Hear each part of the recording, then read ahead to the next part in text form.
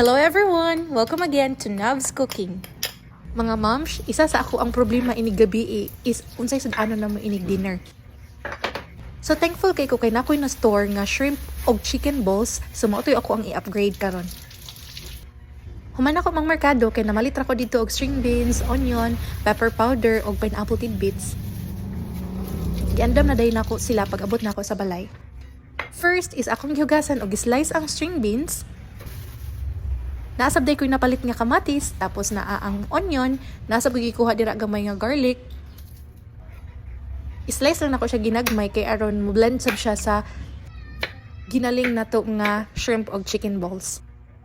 Gusto gyud sa ko ang bana ani nga time nga magluto mi og miswa with meatballs. Pero syempre ang asawa man may magluto, kani ako ang giluto guys. Sorry na good hubby.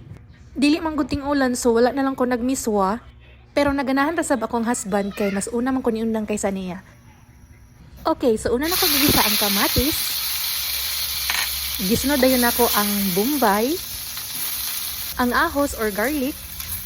Until mo brown siya guys, so isunod dayon nato glunod ang meat.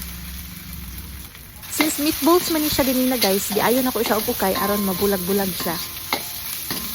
Wait for about 3 minutes until maluto ang meat, isunod dayon nato glunod ang string beans. Yan, so pagkalutoan na, ako ang gibutangan og pepper powder, mga 2 teaspoons. Sunod is pineapple tidbits, gi-remove na ko gamay ang excess juice. 1.5 teaspoon sa salt to balance the taste. And luto na guys, so naghukad na ko din para ako ang tilawan, ang ako ang niluto.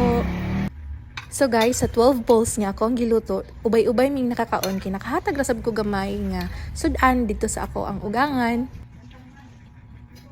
Kay sobra raman sab kaayo gud ang amo ang sudan. Para sa atong ingredients, please refer lang ko ani. So thank you so much for watching everyone. I hope you enjoy.